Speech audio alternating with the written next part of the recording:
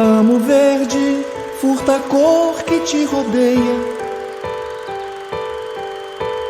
Amo as águas caudalosas do teu rio. O calor que afeta. A gente se sente como quem partiu ou morreu. A gente estancou de repente, ou foi o mundo então que cresceu? A gente quer ter voz ativa, o nosso destino mandar. Mas eis que chega a roda viva e carrega o destino pra lá. Em um dia fatídico, o silêncio da floresta amazônica foi interrompida por um estrondo devastador. Em 28 de setembro de 1971, o acidente do DC-3 da Cruzeiro do Sul, em Sena Madureira, ceifou 33 vidas, marcando para sempre a memória de uma comunidade. Mas o que causou essa tragédia? Quais histórias ficaram para trás? O avião partiu de Cruzeiro do Sul com destino final a Rio Branco, com escalas planejadas em Tarauacá, Feijó e Sena Madureira. Essas escalas eram comuns na época, dado que a viagem entre cidades do Acre eram dificultadas pela falta de infraestrutura rodoviária, tornando o transporte aéreo essencial para conectar a região. Dom Giovanni Maria Grotti, uma das figuras mais notáveis a bordo, estava na missão de substituir temporariamente Fontenelle de Castro como bispo da Diocese de Rio Branco. Ele desempenhava um papel importante na liderança eclesiástica local e havia participado de atividades pastorais em Sena Madureira dias antes do acidente. A cidade, que na mesma semana estava comemorando seus 67 anos de fundação, serviu como um dos pontos intermediários no itinerário. Após a decolagem de Sena, com destino final a Rio Branco, a aeronave apresentou problemas técnicos que marcariam para sempre a região. Na década de 1950, o Douglas DC-3 representava o auge da aviação comercial. Desenvolvido nos anos de 1930, ele revolucionou o transporte aéreo, conectando regiões remotas e abrindo novas rotas comerciais. Em uma época em que as estradas eram inexistentes ou intransitáveis, voar era muitas vezes a única conexão com o mundo exterior. No Brasil, a empresa Cruzeiro do Sul foi uma das principais operadoras desse modelo. Na década de 1970, mesmo ultrapassada por aeronaves mais modernas, o DC-3 ainda era indispensável, transportando passageiros, suprimentos e esperança para comunidades remotas. Contudo, a idade avançada das aeronaves começava a revelar riscos, tornando cada voo um desafio para pilotos e passageiros.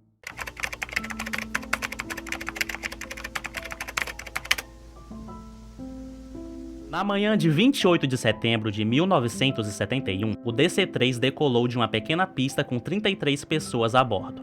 Minutos após a decolagem de Sena Madureira, a tripulação notou que algo estava errado. O motor esquerdo, responsável por equilibrar o voo, começou a perder potência. O comandante Luiz Antônio de Castro Dutra de Menezes tentou corrigir a trajetória e realizar uma curva para retornar a Sena Madureira, mas a falha foi fatal. O avião, desestabilizado, inclinou-se para a esquerda, perdendo altitude de forma irreversível.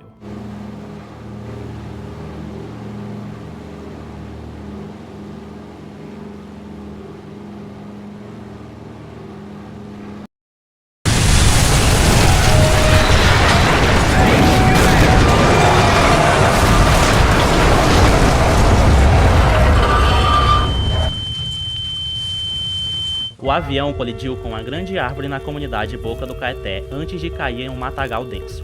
O impacto foi tão violento que destruiu completamente a fuselagem, seguido por uma explosão que reduziu a aeronave a destroços em chamas. Nenhum dos 33 passageiros e tripulantes teve a chance de sobreviver. A intensidade da explosão foi tamanha que os corpos foram irreconhecíveis, muitos deles carbonizados.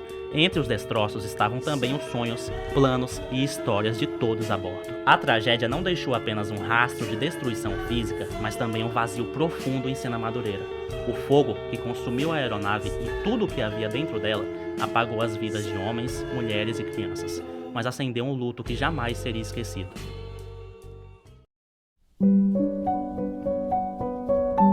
Agora a gente está indo atrás do lugar onde o avião caiu, né? A gente vai ter que passar pelo rio ali.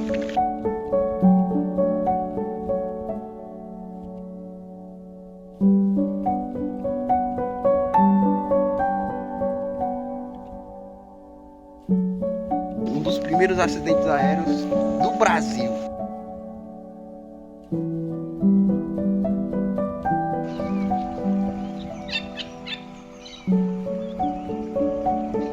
Aqui foi o local do acidente do avião DC-3 da Cruzeiro do Sul. Aqui, nesse exato local, foi onde ele caiu. Ele bateu numa árvore, quebrou uma parte da asa e se espatifou no chão. Aqui tá alguns restos, né, dos destroços do avião. Aqui tá uma parte do motor Pratt Whitney, eram 2 motores desse. Era um avião bimotor.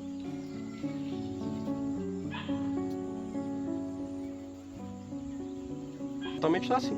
O local tá abandonado.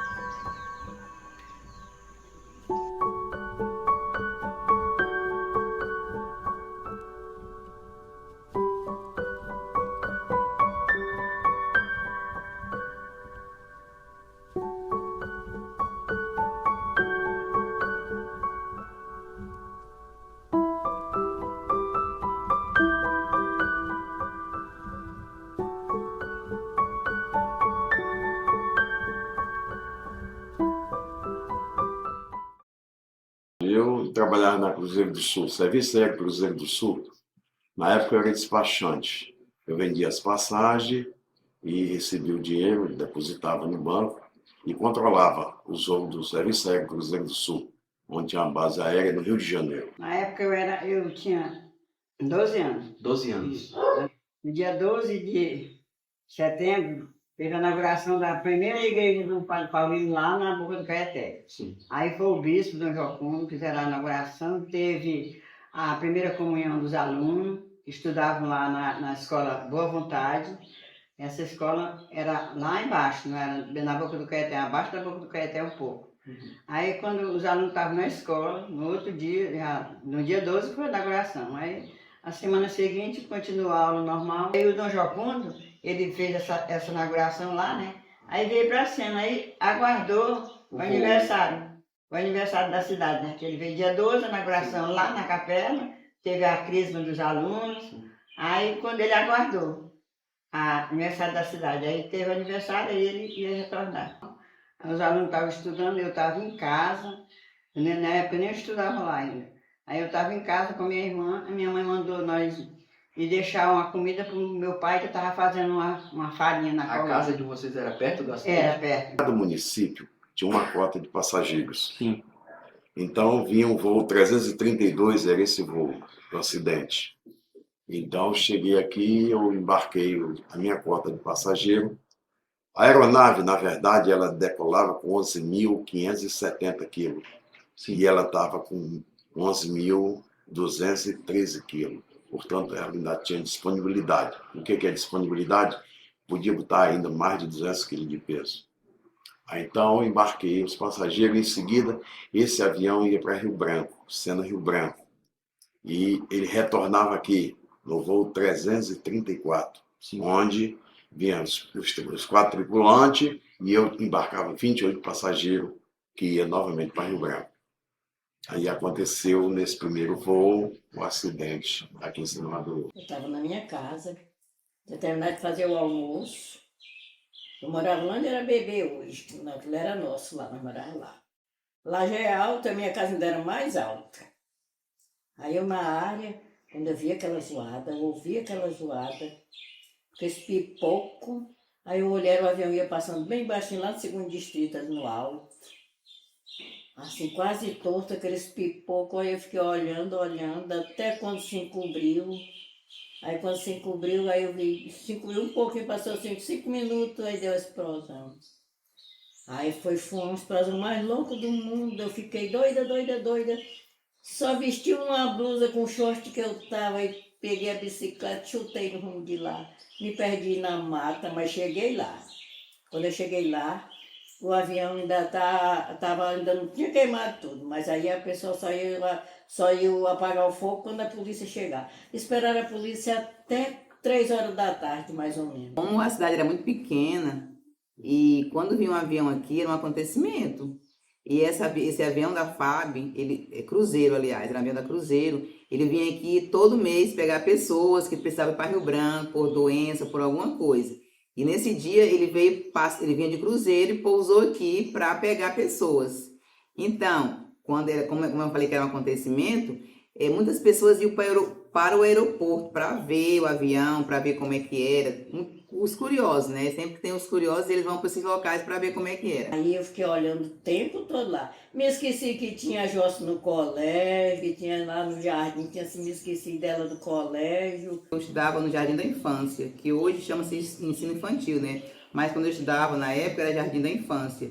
E esse Jardim da Infância, ele funcionava do lado do Instituto Santa Juliana, naquele prédio que hoje é o museu. Então, quando foi mais ou menos de 10 horas para 11 horas, começou um corre-corre no local. Era pessoas correndo, as freiras chorando, porque nessa época eram as freiras que comandavam a escola, né? As freiras chorando, correndo, todo mundo pegando seus filhos na escola. E eu naquela multidão, pequenininha, não sabia, ninguém tinha me pegar, ninguém veio me buscar. Eu fiquei desesperada naquela multidão, correndo naquele local. A memória que eu tenho viva eram as pessoas correndo, chorando lá no instituto e eu desesperada porque ninguém tinha vindo me pegar. Aí, quando a minha mãe mandou, quando nós vamos sair, ela gritou para nós voltar. E passou um avião com a zoada feia. Antes, quando ela terminou de dizer, nós escutamos o estrondo. Foi muito alto? Foi, muito alto mesmo. É tanto que a pessoa que estava, um rapaz que morava lá perto, aí ele estava pescando, né? Uhum. Aí quando era o Salu, ele estava pescando, quando escutou, ele subiu correndo. Quando ele chegou lá, ele que tentou ver se salvava alguém, pegou um machado para ver se abria a porta, mas quando ele chegou lá perto do avião, porque já tinha o primeiro estrondo. Uhum. Aí ele não se aproximou. Então, quando o avião decolou, ele não ganhou forças, como era mata fechada, as pessoas, mesmo assim, sendo mata fechada, as pessoas não ficaram com medo, enfrentaram com teçado, com tudo, e abriram a mata e foram para lá. Conseguiram chegar lá, e quando chegaram lá, estava todo mundo já queimando, um caos. Inclusive, a minha mãe foi uma das pessoas que ela foi para lá para ver o que tinha acontecido, porque todo mundo sabia que o bispo estava dentro, né? Ele deu um problema de Tarauacá para Feijó. Daí eu falando com o comandante Paulo II... Eram seus amigos, né? Meus amigos. Eu trabalhava lá, era despachante. Na época, trabalhava era despachante de avião, vendia passagem, controlava, recebia dinheiro, depositava. E tinha as pessoas que embarcavam a mercadoria, era o Pedro Fernando Barros e o Zé Macaúba. Sim. E o agente geral era o prefeito da cidade, José Nogueira Sobrinho. Aí a casa mais perto que tinha era do Paulo Cassotti e da Angelina. E esses também não chegaram perto, né? Ninguém conseguiu chegar perto. Nessa época, foi dia 28, né? Dia 25 vinha a guarda territorial da Polícia Civil de Rio Branco, vinha tocar ali na Praça 25 de Setembro, tinha um coreto. Sim. Então essa guarda territorial vinha tocar. E um dos músicos, eu tirei para ele ir depois no outro voo e ele apelou para cima de mim, me humilhou, queria brigar, queria me bater. E eu era de paz, era um menino jovem, reverente, cheio de ideias. Aí, não, você vai no segundo voo. Aí eu cortei esse cidadão e coloquei meu amigo Arquimedes, que ele tinha um compromisso em Rio Branco e não podia faltar. E o cara apelou quando? Depois do ocorrido, daí o cara correu, se ajoelhou, beijando meus pés, que eu tinha salvado a vida dele. Aquilo me chocou muito, sabe? Mexeu muito comigo. Inclusive, ele ia viajar, a poltrona dele ele cedeu para um sargento. Aí ele se salvou. Aí ele se salvou, ele ficou chorando, esculhambando, né? Na hora, dizendo palavrão, porque tinham tirado ele de dentro do avião. E quando o avião caiu, foi o primeiro que chegou lá. A senhora conheceu alguém que estava no avião que morreu? Conheci. O Arquimédio Foi o meu professor me ensinou a andar de bicicleta. Ele morava em frente ao Mundial Sacolão, a casa deles era ali, ele era filho de um dentista. Aí, meu Deus, o bichinho, eu só fui mais por causa dele, sabe? Que me disseram que ele estava na vida. E o pessoal do Rio de Janeiro, e veio os especialistas, e veio o pessoal de fazer esses exames, né? DNA. Que esse meu amigo, Arquimedes, o pai dele era dentista. Conheceu ele pela arcada dentária. Conheci logo ele, porque ele tinha os dentinhos separadinhos, os dentinhos dele, tudo separado. Aí todo mundo queimou os lábios, tudinho, ficou só assim reganhado, sabe? O piloto, era um morenão bonito, eu não conheci, só conheci ele lá. Ficou com o braço desse jeito, assim, tudo, só assim, queimou tudo, toda a carne do rosto queimou, só os ossos, assim, aquele negócio preto, sabe? O avião estava vindo de Cruzeiro do Sul, estava retornando para Rio Branco e pararam aqui para pegar umas pessoas importantes, inclusive o bispo do Acre, né, estava no avião e também morreu nesse acidente. Bispo Dom Joaquim, bispo mais novo do Acre. Então o senhor embarcou o bispo? Também, Dom Joaquim Maria Grotti. A senhora tinha contato com o bispo? Tinha. Eu era professorinha, que não era formada, resto professora. Aí, nas férias, eu fazia curso lá em Rio Branco, cursinho de férias, e ele me chamava a professorinha do Seringal de Sena Madureira. Ele se dava muito comigo. Ele gostava de mim, se dava com ele. A senhora lembra um pouco da amizade dele com o Frei Paulinho? Ah, era demais, era assim, era amizade louca ele e dois. Liberado, as pessoas, os moradores foram liberados para chegar perto do avião só depois das 2 horas da tarde, porque ele deu muito, cada estrondo que ele dava, aí incendiava mais, né? Porque onde estandava era as bombas, né? De gasolina que explodia. E a senhora via de longe, mas todo mundo via de longe, ninguém ficava perto, né? Não tinha capim não, tá assim, da cor da camisa dele aí. Preto mesmo. Aí chovia, a água caía só aquelas bolinhas, saía aquelas bolinhas, né? Aí tudo preto aí, mosca, a gente tinha que moscar. Choque muito forte, um cheiro de carne. Aqui é um lugar muito pequeno, entendeu? Um cheiro de carne, aquilo penetrava em ti. Na época, esses aviões, eles costumavam ter algum problema, mas eles achavam que dava para suportar. Quando ele fez a curva lá, que ele bateu no galho do Manitê, ele caiu, porque esse avião ele era preparado, um só motor leva ele para qualquer canto. O problema é que ele perdeu a altura, ele não ganhou altura suficiente para tirar no de Rio Branco. Daqui, quando ele fez a curva, bateu no galho, que ele estava baixo. Foi esse o acidente. A polícia, né, que chegou lá tudo com umas caixas para colocar, só porque, até porque a única pessoa que foi reconhecida na hora lá, porque ninguém reconheceu mais ninguém. A única pessoa que foi reconhecida lá na hora foi o Dom Jocundo, porque aquela faixa vermelha que eles colocam na cintura não queimou. Aí o policial, os botõezinhos dourados ficou em cima da blusa dele, assim, em cima do corpo dele, aqueles botõezinhos dourados.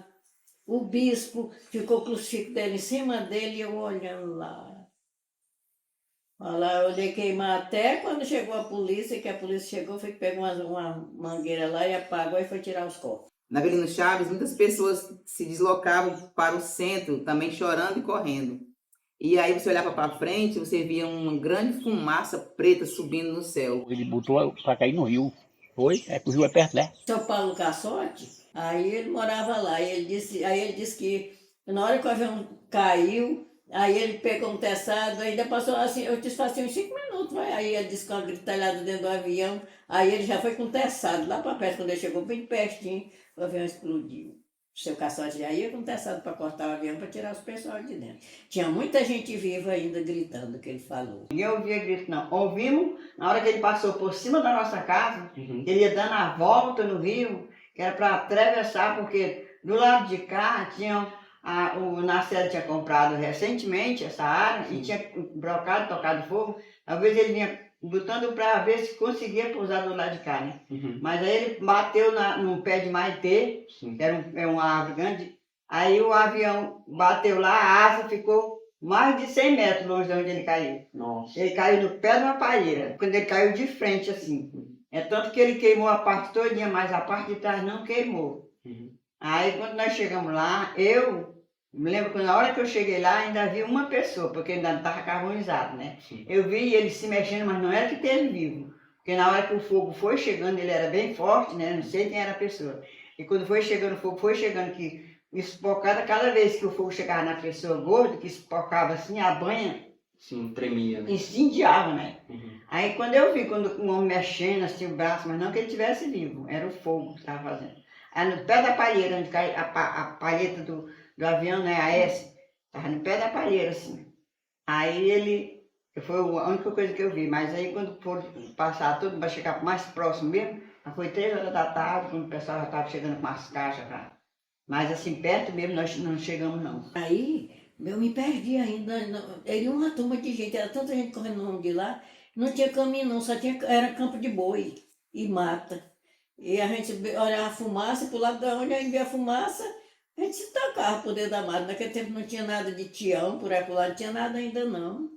Só era mato, fiquei toda ferrada.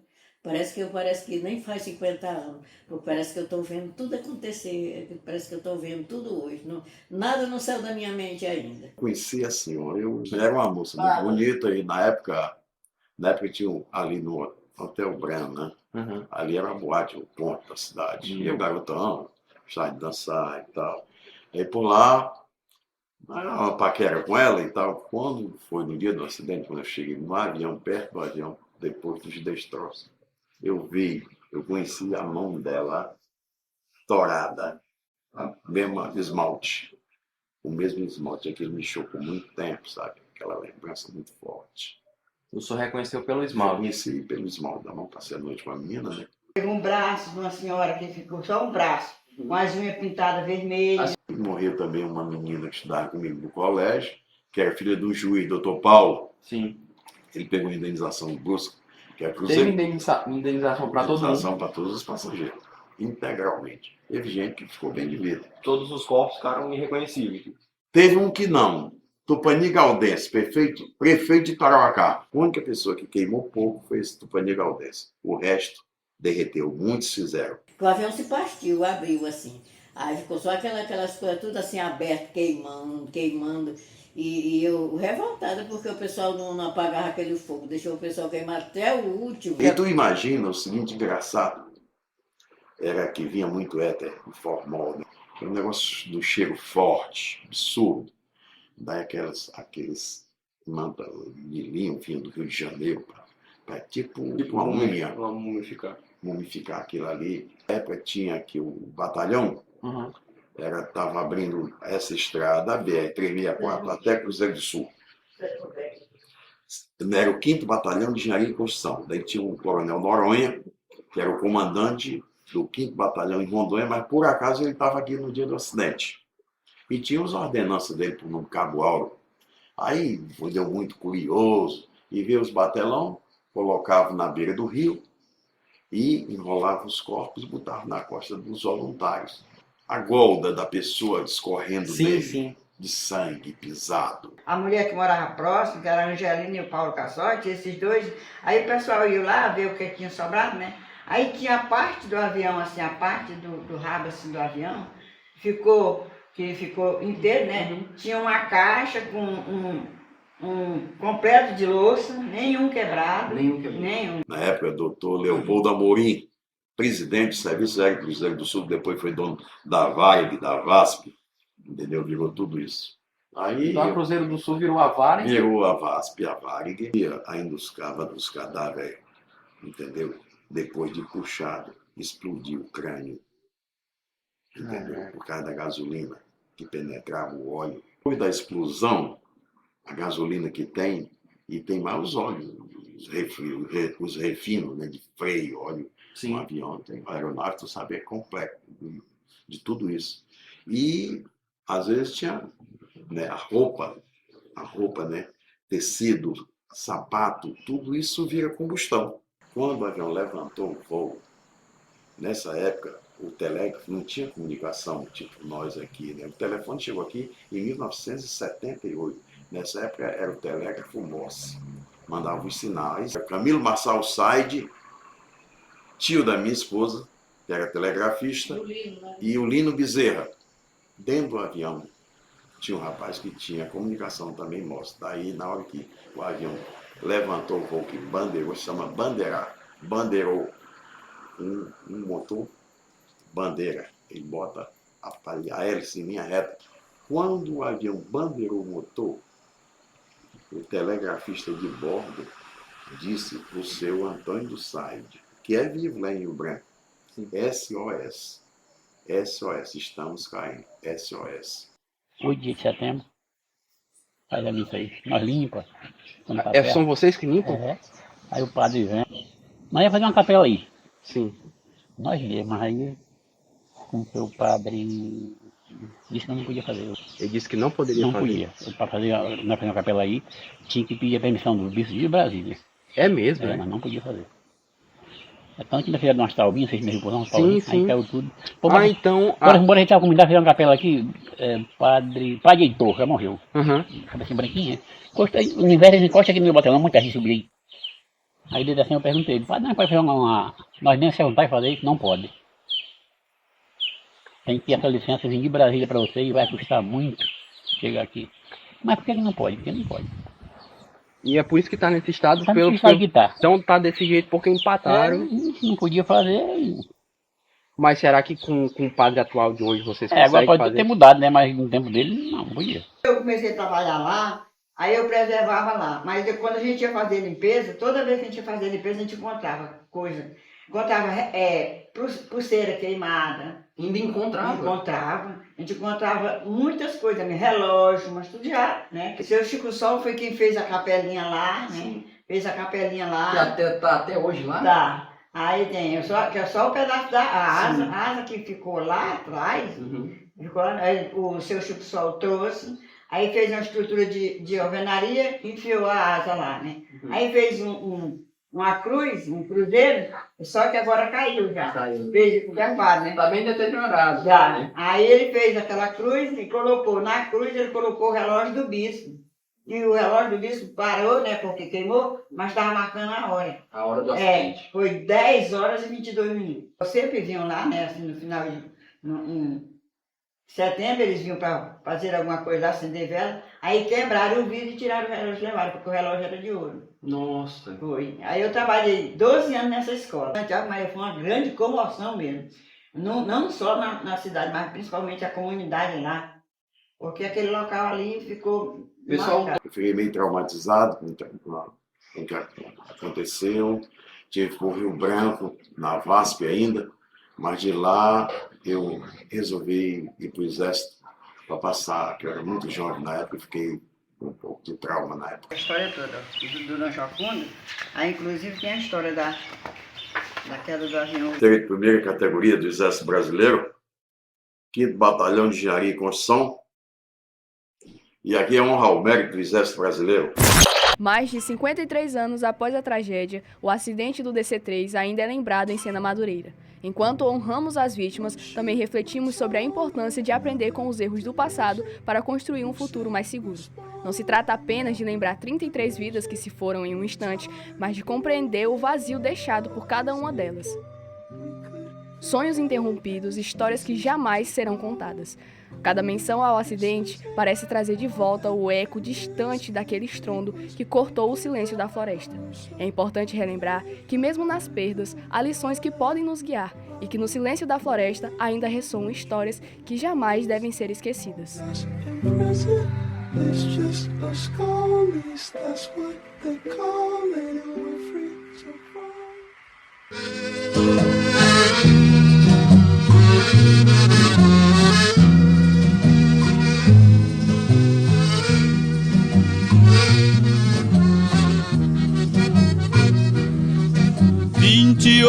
De setembro, foi triste o que aconteceu lá em Sena Madureira. Grande desastre se deu, que abalou todo Acre, a todos comoveu.